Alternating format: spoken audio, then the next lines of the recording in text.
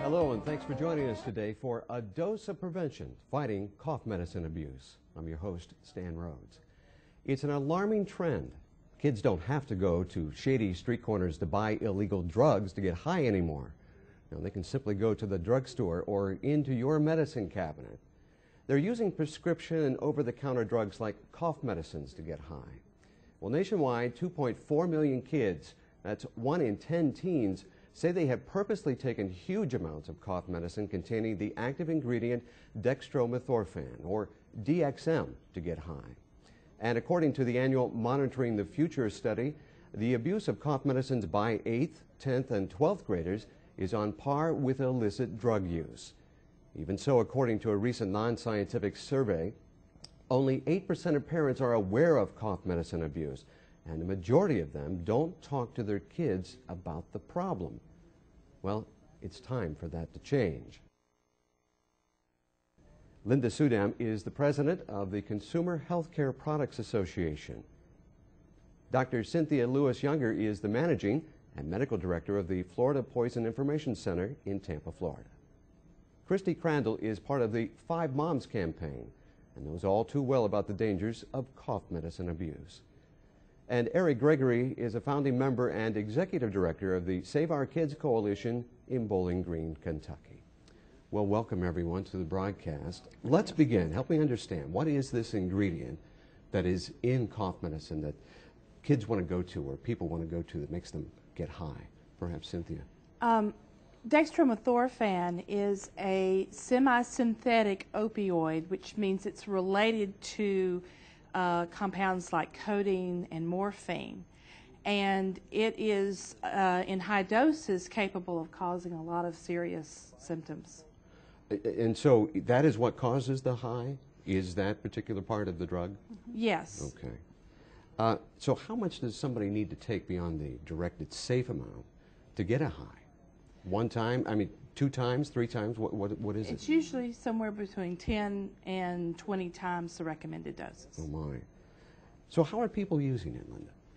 Well, mostly teens are using this to get high, and they are doing it by getting the product from the drugstore or getting it out of their parents' medicine cabinet. And you say teen, you're talking about what age? Well, young teens, probably 15 and 16 is the most prevalent age for this kind of abuse. So it spans throughout the teenage years, but mostly within inside of that. Is there a possibility of an overdose with this, Eric? Oh, absolutely. I think, you know, just because it's an over-the-counter medication doesn't mean that it's harmless. You know, and that's one thing that we need to look at and relate to people that, you know, when taken in the recommended doses, it's a very safe product, but when it's abused. But is that what kids are thinking? Are they thinking that because, well, it's an over-the-counter medication, or it's in my mom and dad's medicine cabinet, it's all right for me? Well, I think that's part of the problem. I think they make the assumption because it's safe and I use it when I have a cold, then it's probably safe for me to abuse it. And it's safer than an illicit drug, is their thinking. But that's what the message that we have to get out to parents is make sure parents know that this is happening and that they should be aware that their kids could be abusing this product. So how many, help me understand this and our audience as well, how many medicines have DXM in them? It's somewhere between 120 and 140 different compounds and formulations that have Of cough medicines that use DXM? Of cough and cold medications, yes. Yeah, it's basically the prevalent ingredient in cough products. It's the primary ingredient? It's the primary ingredient, yes. And it also is the primary ingredient that causes the high? Yes. Are there any slang terms that parents should be out there, have their ears tuned into, to be listening for when we think of dextromethorphan? There are a number of different ones that's sometimes called robo-tripping, Skittles, Triple C, Tussin, a number of different names are used. So if you happen to hear your young teenager talk and use those terms one way or another, be aware of it. Absolutely. Okay, all right. Well, we have heard a little bit about DXM, and now we're going to take a look at the overall scope of the problem and get a little advice along the way.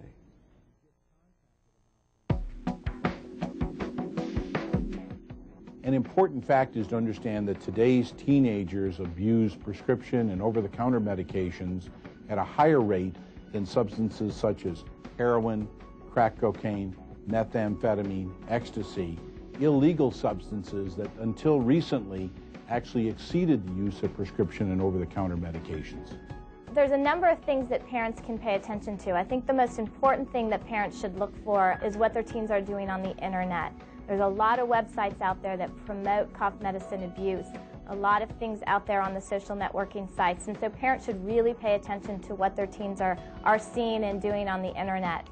Other things just right in the home, pay attention to if there's empty cough bottles or packages lying around, and pay attention to their medicine cabinets, and certainly look for changes of behaviors in your kids. What we are seeing is a trend towards teens abusing medicines in general, both prescription and over-the-counter cough medicine. So what we really need to do is address that behavior, and the first step is to build awareness about it, make sure parents know what's going on, and make sure that they're having conversations with their teens. Parents have frequently discussed the dangers of illegal drugs with their children. We find that about 2/3 of parents discuss the dangers of marijuana with their kids. What they don't discuss are the problems associated with abuse of prescription and over-the-counter medications. To a certain extent, this just simply doesn't register on the parents' radar screen.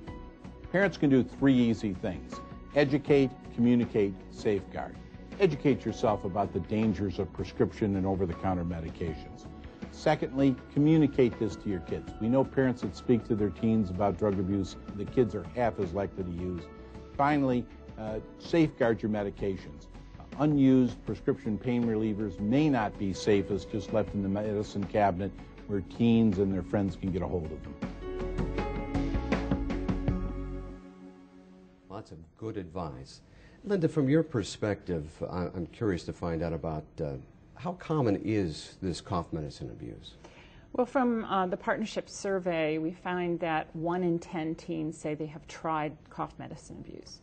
But what's even more disturbing is this. And that's an alarming stat. That is an alarming stat. But even more alarming is the fact that 1 in 4 teens say that they know someone very well who has used it. So that means it's kind of a normalized part of a teen society. Something that's accepted. It's accepted within the community.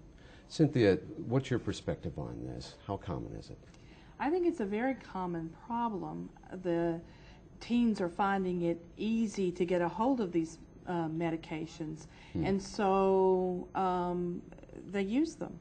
They're there. Eric? Yeah, I think she touched on an important part. The availability is a huge factor in using over-the-counter medications. It's easy to acquire. You can get it right out of the medicine cabinet. Christy, what have you seen? We've kind of put you to the side here for just a moment, but you have a unique perspective. Give me a little thought on this. What do you see on this? Well, I learned about this issue, cough medicine abuse, the hard way. I have a now 22-year-old son, but 3 weeks past his 18th birthday, he was arrested for crimes that he committed while under the influence of cough medicine and marijuana combined. So prior to that, I had never heard of this issue.